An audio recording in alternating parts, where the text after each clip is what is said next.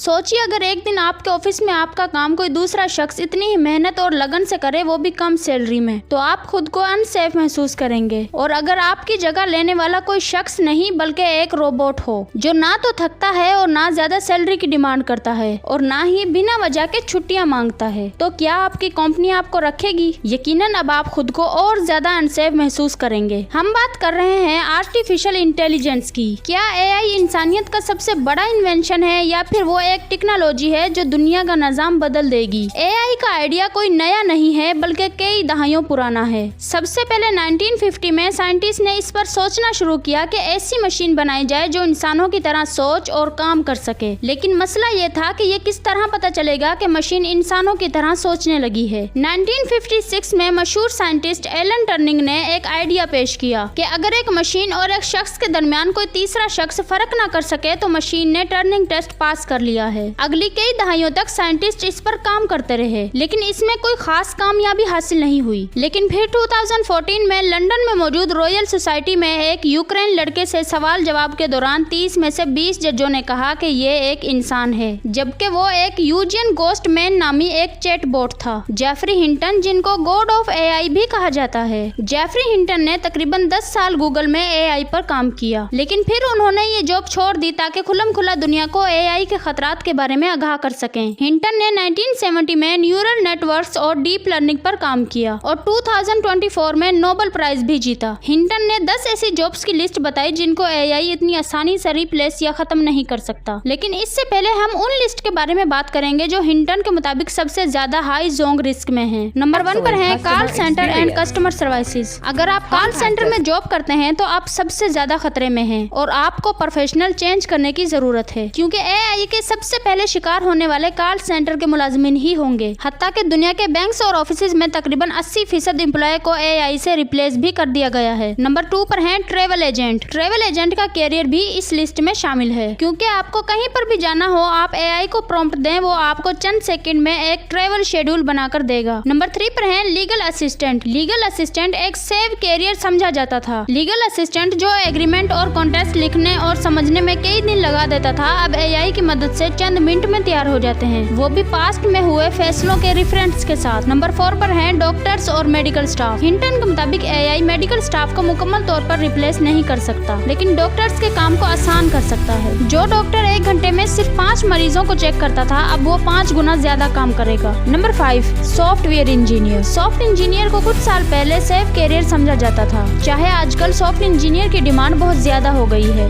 क्योंकि एआई अभी खुद कोडिंग तैयार नहीं करता, इसलिए फिलहाल ये कैरियर सेफ है। लेकिन अनकरीब एआई कोडिंग डेवलप करना शुरू कर देगा, उस वक्त सॉफ्ट इंजीनियर का कैरियर खत्म हो जाएगा। जिन चीजों को हम कल तक अनपॉसिबल समझते थे, वो आज हकीकत बनती जा रही हैं। जेफरी हिंटन ने एक और हकीकत से भी पर्दा उठाया। जेन जी को इंसानी तारीख की सबसे ज्यादा सुस्त और काम से बचने वाली जनरेशन माना जाता है, लेकिन हिंटन ने बताया कि न्यू जनरेशन को जॉब्स इसलिए नहीं मिल रही कि वो टैलेंटेड नहीं है, बल्कि इसलिए कि जो काम उन्होंने करने थे वो एआई ऑलरेडी इनसे बेहतर और कम वक्त में कर रही है, जैसा कि डेटा एंट्री, ईमेल रिप्लाई और डॉक्यूमेंट्स वेरिफिकेशन वगैरह। अब डिग्री लेना तो आसान है, लेकिन जॉब्स पाना बहुत ही मुश्किल है। नंबर 7 पर है फाइनेंशियल इन्वेस्टमेंट एनालिस्ट। एक इन्वेस्टमेंट एनालिस्ट अपने दिमाग को इस्तेमाल करते हैं और डेटा हैंडलिंग करते हैं, लोगों के लिए सही जगह इन्वेस्टमेंट करने के आइडियाज बताते हैं। हिंटन के मुताबिक वो लोग भी कोई नया काम ढूंढ ले, क्योंकि एआई इनकी भी छुट्टी करने वाला है। जेफरी हिंटन का कहना है कि एआई अभी ट्रेडिशनल फेज में है। अभी एक एआई और एक आदमी मिलकर काम कर रहे हैं, लेकिन जैसे ही एआई इतना एडवांस होगा, वो खुद काम करना शुरू कर देगा, तो इस आदमी की भी जरूरत नहीं होगी। अब आप सोच रहे होंगे कि इस सिचुएशन में हमें क्या करना चाहिए और कौन सी जॉब्स या स्किल सीखनी चाहिए। जेफरी हिंटन से जब पूछा गया कि आप लोगों को क्या सजेस्ट करेंगे, तो उन्होंने बिना रुके जवाब दिया, प्लम्बर। सुनने में थोड़ा अजीब लग रहा होगा कि एआई का गॉडफादर ये बात कर रहा है,